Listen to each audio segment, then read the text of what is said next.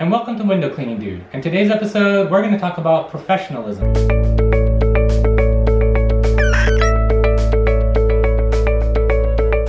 So as a beginning window cleaner, it's very important that you learn to be very professional in your appearance and in your behavior and in every aspect of your business. So starting off talking about professionalism, let's talk about the basics, which is something your parents probably should have talked to you about growing up as a teenager, which is your cleanliness.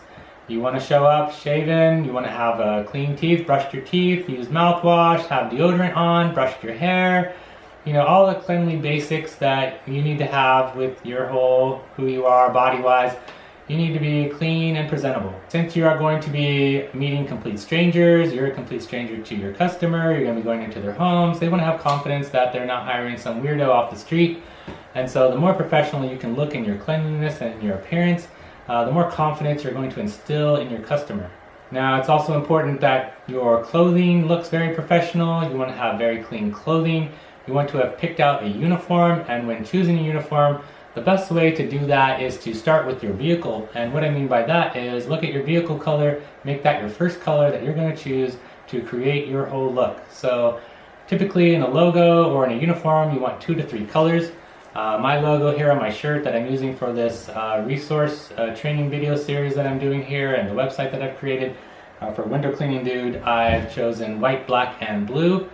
So you want to choose at least 3 colors for your uniform if possible, and that's including the logo color. So ideally, if you can choose a color from your vehicle, that's great, because you want your vehicle, your uniform, your logo, if possible your window cleaning gear, your website, your marketing material. The more you can get to match and go together and look like it's a cohesive unit that all goes together, the more professional your business is going to look. So you need to create yourself your own uniform. As you see here for this video series, I have created a uniform. I have matching shorts, the black Dickies shorts that I would also use in window cleaning. I have my white shirt here with my window cleaning logo for this series. This isn't actually the business name I clean under. It's just the business name that I'm using for this series to teach you about window cleaning dude. And then I have my matching hat that matches my shorts and matches the black in my logo.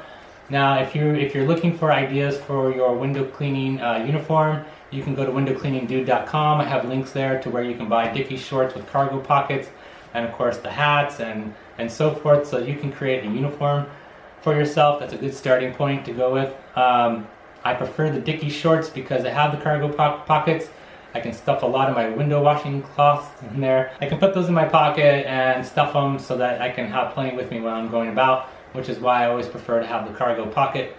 The hat, you know, this is my hat for when I show up at the door and when I'm inside the home. Of course, when I'm outside the home, I always use my large straw hat to give me sun protection. But this is my basic professional look that they're going to see when they first see me. And so that's really important.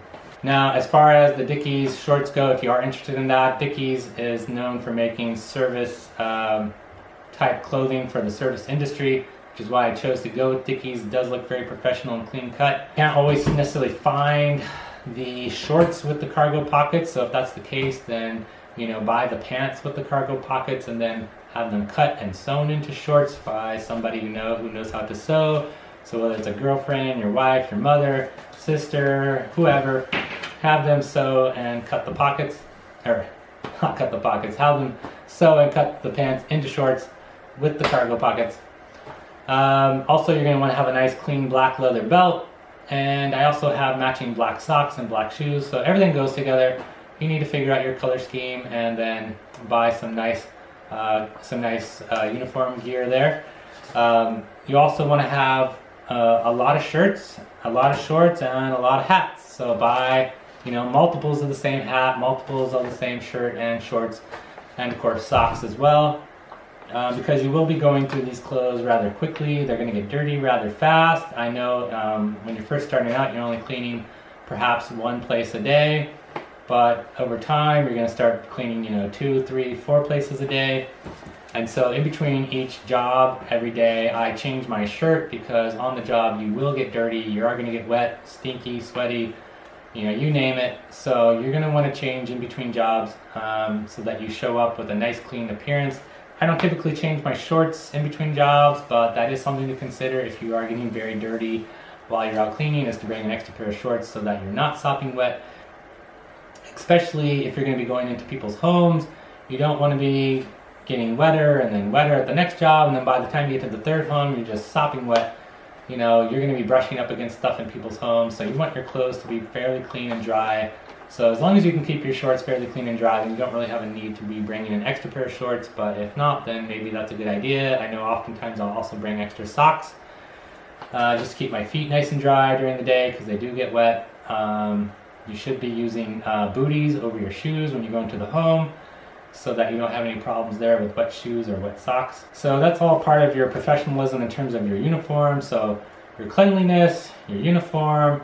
The next thing to talk about is how you talk. You do not want to be using any swear words as you're speaking to your customer. You want to try to use the best vocabulary that you can to sound professional as you can, to come across as someone who is an expert in their field. And also, your customer may not like it when people swear, so you don't want to offend them there.